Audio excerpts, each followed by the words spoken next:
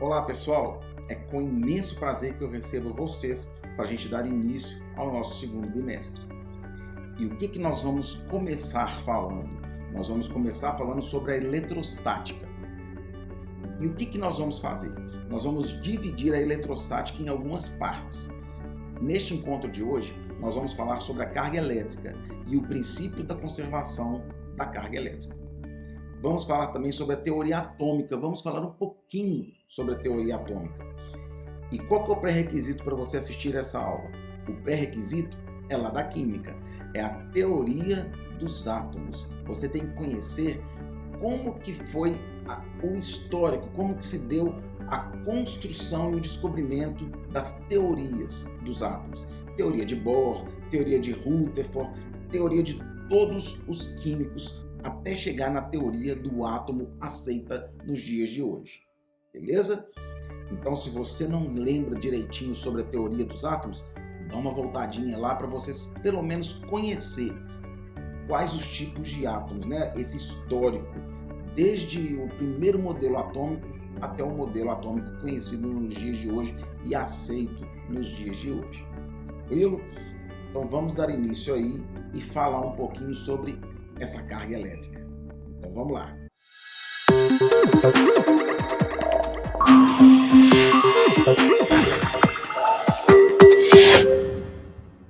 Então, como eu falei, vamos falar então da carga elétrica. O que é a carga elétrica, pessoal? A unidade de medida de carga elétrica no sistema internacional é o Coulomb, simbolizado pelo C maiúsculo. Convencionou-se esta unidade de forma que a carga elétrica de um elétron fosse igual a menos 1,6 vezes 10 a menos 19 coulombs e a carga elétrica de um próton fosse igual a mais 1,6 vezes 10 a menos 19 coulombs.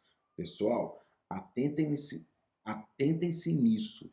Olha quão pequena é essa carga elétrica, tanto do próton quanto do elétron. E em módulo elas são iguais. Elas valem 1,6 vezes 10 a menos 19 coulombs. É uma carga muito pequenininha, olha para você ver. 10 elevado a menos 19, 0,000000019 para frente, né? Então, quer dizer, é uma carga infinitesimal, de tão pequenininha, né? E o que difere uma da outra? Exatamente o sinal. O elétron é negativo e o próton é positivo. O nêutron, como o próprio nome fala, ó, neutro, ele não tem carga elétrica. A carga elétrica do nêutron é zero. Beleza? Então, olha lá. Prótons, partícula positiva. Elétrons, partícula negativa. E nêutrons, partícula sem carga. Carga nula. Vamos conhecer, então, o que são os condutores e os isolantes. Como a gente já sabe o que é carga elétrica, né? Que existem as cargas positivas e as cargas negativas, vamos falar o que são condutores e isolantes, também chamados de elétricos. Então vamos lá. Condutores são materiais nos quais os portadores de carga elétrica têm grande facilidade, grande liberdade de movimento. Por isso que eles conseguem conduzir a eletricidade com facilidade, né? Da mesma forma, os bons condutores de eletricidade são bons condutores de calor. São exemplos de condutores os metais em geral, grafite, gases ionizados, soluções eletrolíticas, o nosso corpo humano, que é formado internamente por água com sais minerais, e a Terra. Já os isolantes, também chamados dielétricos, são materiais nos quais os portadores de cargas elétricas têm uma imensa dificuldade de se movimentar. Eles não têm essa liberdade como os condutores têm de portar, fazer a portabilidade de elétrons de um lugar para o outro, né? Então, os elétrons eles estão mais presos ao núcleo dos átomos no que se tange os isolantes. Quais são os exemplos de isolantes? Borracha, o ar atmosférico, água pura, plástico, vidro, lã, são exemplos de isolantes. Uma coisa tem que ficar bastante clara: não existe um condutor perfeito e nem um isolante perfeito. O que eu quero dizer com isso? Por exemplo, vamos supor que você está com uma sandália havaiana, ela é de borracha.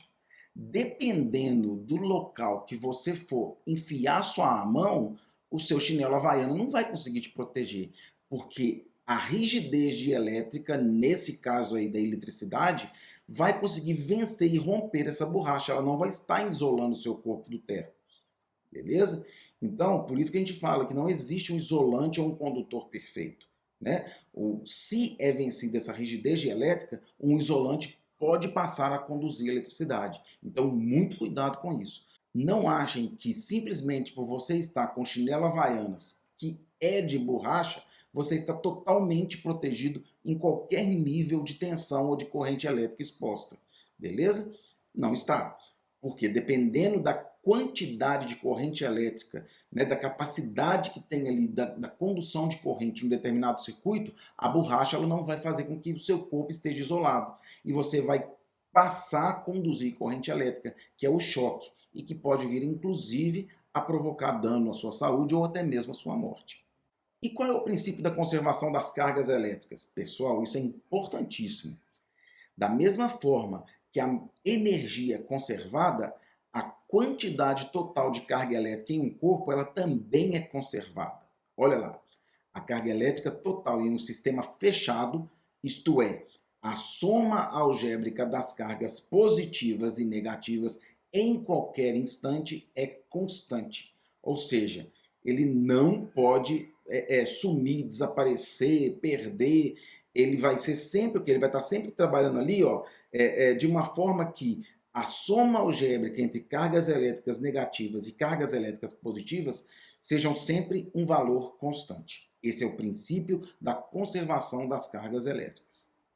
Pela teoria atômica moderna, a carga elétrica nada mais é do que uma propriedade existente entre prótons e elétrons, que possibilita a ocorrência de interação entre eles. Né? Então, essa propriedade que existe entre os corpos, que são formados por átomos, ela possibilita que exista uma interação entre prótons e elétrons.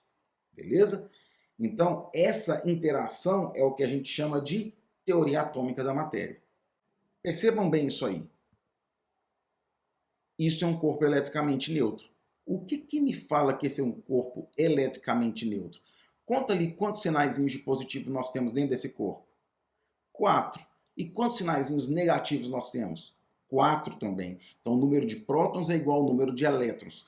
Corpo eletricamente neutro.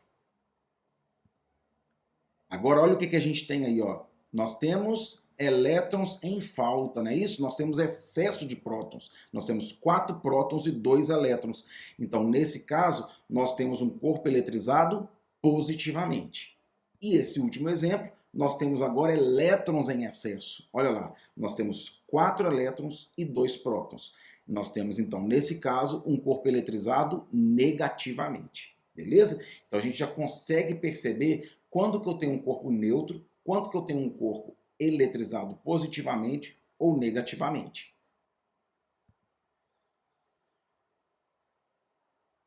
Esta é a primeira parte da eletrostática. Né? Agora vocês já são capazes de fazer as atividades relativas a esta semana. Qualquer dúvida, vocês já sabem. Pode acionar aí qualquer um dos nossos canais. Tranquilo? Um grande abraço para vocês e até a próxima aula.